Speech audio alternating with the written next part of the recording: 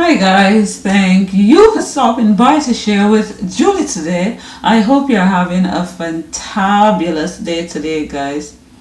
And I hope that you can actually see me clearly because it's a bit of a bleaky day. Yes, it's, as we would say in Jamaica, it's bleaky. There's no sun, it's really cloudy. And so I'm hoping that you can actually see me. Can you? Anyway, guys, yes, I have not made a lot of videos recently, and that is because I currently am working on a project that has taken a little bit of my time, a little bit more of my time than I would expect. And I think maybe in the next couple of weeks I should be done with that, or done with the more trying part of it, I should say. So I'm looking forward to that. And I know a lot of you have sent me emails and stuff. You have not gotten a response and so forth. I have not done the emails or anything like that as yet. So that is something that I will be doing, going through and responding to the emails when I get the chance to do so. But this video, today is the anniversary of the birth of Dr. Sebi.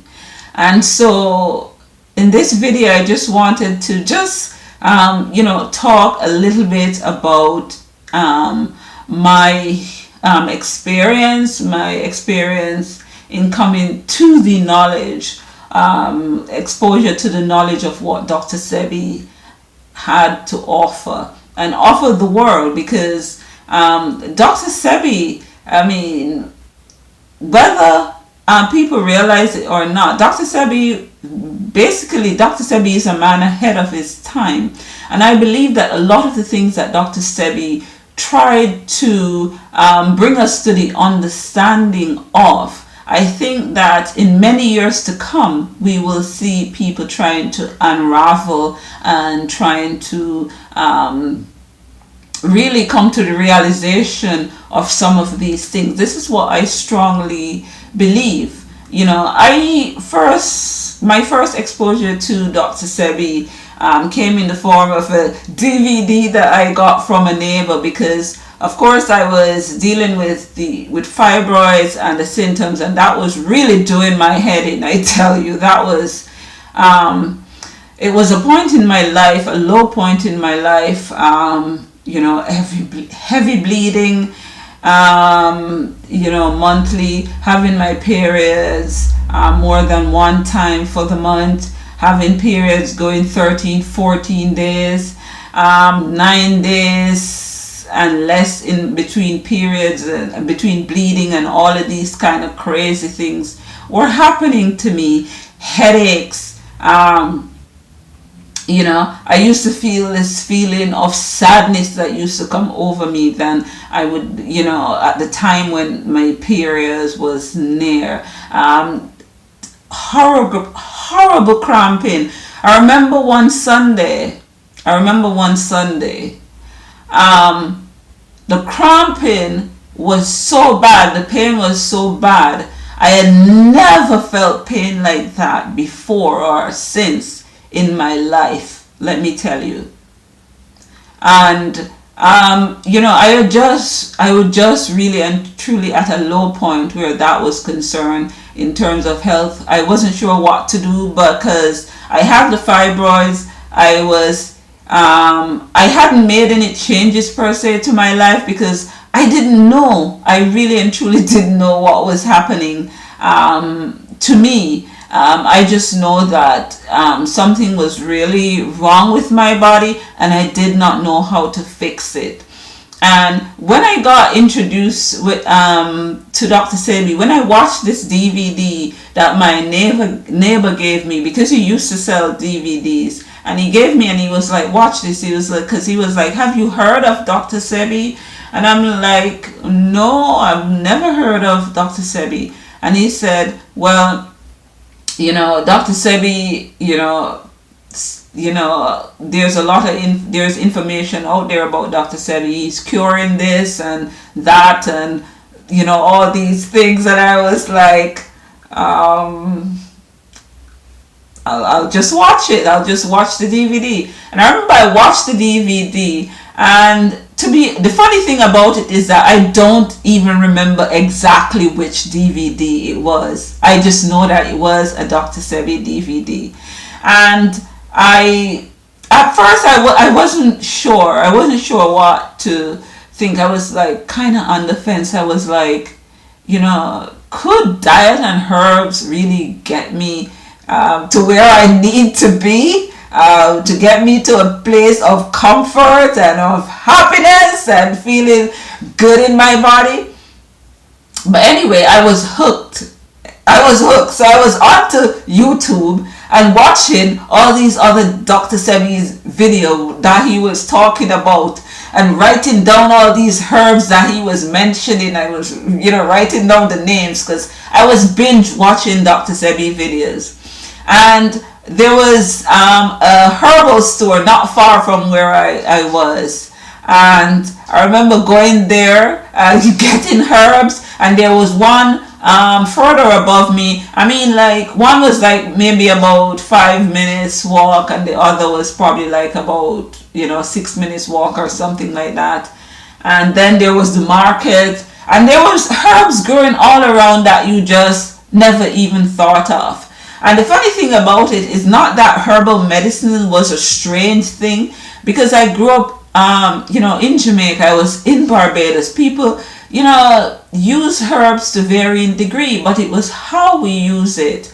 We don't use it with the conviction that we ought to. In some instances we do, but in others we don't, and we don't use it sometimes in the correct way. We know the value. There's a lot of people who know the value of the herb, but for example, they'll do the herbal tea and they'll put milk in it, or they'll put sugar, a lot of sugar, and all these kinds of things. But anyway, so I went and I bought, I started experimenting with the herbs, and I started changing my diet. And it was not I'm going to change everything overnight. No, it was not that way for me. When it came to my diet, it was like, a gradual process. I first, stopped all the red meat. I did not want any red meat. So I stopped eating those. And then after a while, after cutting out the red meat, then I decided what next. So I started an elimination exercise. So red meat first to go, those were out. And then I started on the dairy, because Dr. Sebi was talking about all the milk and all of these things that I was listening to. I was like, okay, the milk and cheeses, they have got to go. So then I got the cheese and the milk out, and then so I was like, okay, what's the next thing? The chicken. And what I had started doing was that I stopped buying chicken to cook. But guess what I would do? I would feel for chicken, and then I would go on over and just buy some chicken at, because KFC was not very far from where I was, and I might just, buy some KFC chicken or something like that. So even though I said, okay, I'm not going to buy the chicken, I still would buy KFC chicken. And then I was like, no, because I was seeing results, but I wasn't seeing the results that I wanted to see. You know what I mean? When you see changes begin to occur. And I think I was one of those persons who wanted everything to change overnight, because I was just at a level of discomfort and I wanted everything to be all right. But I wasn't willing to change everything overnight, but I wanted everything to change for me overnight, and it doesn't work like that. And so I started taking the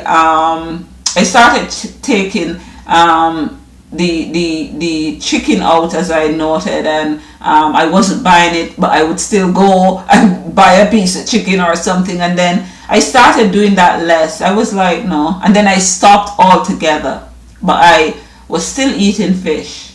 I was still eating fish. I would eat fish, sardine, mackerel, anything fish. I would eat. But I had cut out all other meat and dairy and so forth. So I was still eating fish, and fish was the last thing in terms of meats. In terms of meats, that I classify it in the class of meats. You know what I mean, in flesh food. So that was the last flesh food that I gave up. I was like, fish, you got to go too, you got to go. And the funny thing about it is that as I gave up things, I find that I didn't crave anything. And maybe it's because of how I did it. I did it, maybe if I had jumped into it and gave up everything, I would miss it. I don't know, because sometimes there are moments when I'm steadfast and I make a decision and I'll stick to it and I'll ride the waves. And there are moments when I'll make a decision, I'll falter, and I'll go back and I'll do it. I have to do it again and again and again. I'll have to start, I fail, and then I start again. I fail, and then I start again. So sometimes, it depends. While there are other things that I just do and I just go clear with it. And for some, like I say, for some things it was easier. It was, the funny thing about it is that red meat was the easiest thing to give up. I think because I basically was not eating red meat that much anyway, so it was easy to just move it out the diet. But anyway, guys, so, and then what I want to say, because I realize that my story is going I'm just talking way too much here, but what I want to say is that it was me coming into contact with the information that Dr. Sebi was sharing with the world, that kind of began to wake me up, that what, girl, you really, really need to do something different. And so I can stand here today to tell you, yes, I'm not perfect, in the sense that my diet is not 100% in accordance with Dr. Sebi, what Dr. Sebi has laid out. But there are some things that I don't falter on. There are some things that I have decided I will not falter on. I will not give in, and I don't have any desire to. And meat is one of those things. Meat, fish, dairy, anything that is any animal products like that. That is something that I don't compromise on. That's just a no compromise for me. Other things that might not be on his list, I might, especially where it concerns fruits. I tend to love fruits and all types of fruits, So things that are not on his list, I might have nonetheless. And some other stuff, but where it concerns the meat, that's just where, or animal products, that's just where I draw the line, and I just don't compromise where that is concerned. It's a no for me.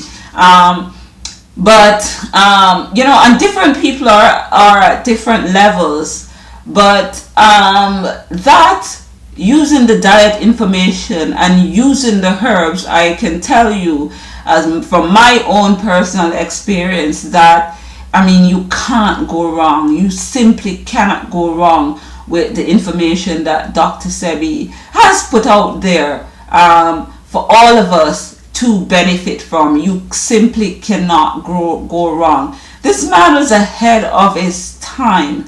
Dr. Sebi knew exactly what he was talking about.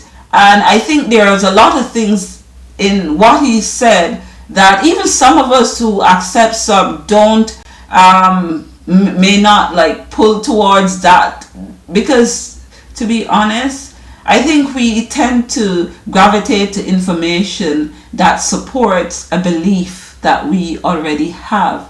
and anything that kind of puts us in a state of discomfort, or in a state of take us out of our comfort zone, it's kind of difficult for us to accept, but it does not make it less true.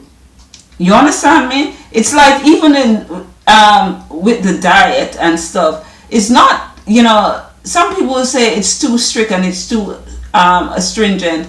Even though I don't follow it to the T, I don't think it's too strict or too astringent, because in effect, it's not even the ultimate diet of the human species. It's not. Dr. Sebi has said this before. In video, you will hear him even acknowledge the fact that, initially, what our diets would have been fruits, leaves, green leaves, fruits, nuts, seeds. Those are the things we would have had to eat naturally in nature, just like other animals. Cooking food and all of these kind of things. And yes, our physiology, our old biology have changed and evolved over, a long time now. And we have adapted to doing so many things. But to heal the body, we always have to go back to the very basic. And sometimes we divorce the diet that heals from the diet that sustains life. But isn't it funny that to heal the body, we have to go back to the basic, but we think that is not necessary to sustain life. If it is necessary to heal, it is necessary to sustain life at the level that we as a species need to maintain it. But I have gone on long enough in this video, but this video I just want to, it's not, I would have liked to do like a really nice tribute, Dr. Sebi tribute, but this video basically is to just, my way of honoring Dr. Sebi today is to speak a bit about my experience and to say how grateful I am for the life of Dr. Sebi, that he has touched my life in the way that he has. I am feeling so much better today because I have come into contact with the information that he has presented. My fibroids have shrunk. The fibroids used to be, so big there. When you don't feel any big mass there. This bloated, bigger belly than, my tummy used to be, I looked like I was pregnant. I don't look like I'm pregnant now. Sorry, I've got a box here. I don't know why I put that box here. I don't look like I'm pregnant now, do I? These heavy bleeding, I ain't got them no more. You understand me? These symptoms, I ain't got them no more. I used to have this feeling in my breast, like this lump. It was a lump, a mass. It was a mass that was in my breast. I don't have that. I haven't spoken much about that because I did not. I actually had it checked in the. I did not. I had it. I did not. Did I have it? Yeah, I had it checked. I went to the doctor. Just have them check it a bit, and it wasn't like anything cancerous or anything. I just had this, kind of lump, and they were saying that it's okay, but I know what I feel, and it didn't feel right. And all of that, because my body was so acidic. My body was so acidic that so many things were manifesting in my body. And so, I just want to say, because I know some of you probably have doubt and say, does this information, let me tell you, Dr. Sebi is the real deal. Dr. Sebi is the real deal. I just want to tell all of y'all that who have your doubts and whatever. But you know what? it takes work and it takes time, and it sometimes means giving up those things that we have become accustomed to. And it is, I'm not going to sit here and tell you it's not a struggle. It can be a struggle, and for different people it's a different struggle for different reasons. You understand? It's a different struggle for different reasons. Everybody's different, and some people are really addicted to some things and can't really give it up, and some people can give things up a little bit easier, and some people need to go in stages, and you have to figure out what would work for you. Are you one of those persons who have to just dive right in and you've got to do that to get it right? Or are you one of those persons who have to, go in stages? I have my moments. I know that there are times when there are certain things I just have to dive right in, and there are some things I just have to take in stages. And so, you know what? If you are watching this, you're hearing about Dr. Sebi for the first time. I heard you. There's a lot of videos on Dr. Sebi on YouTube.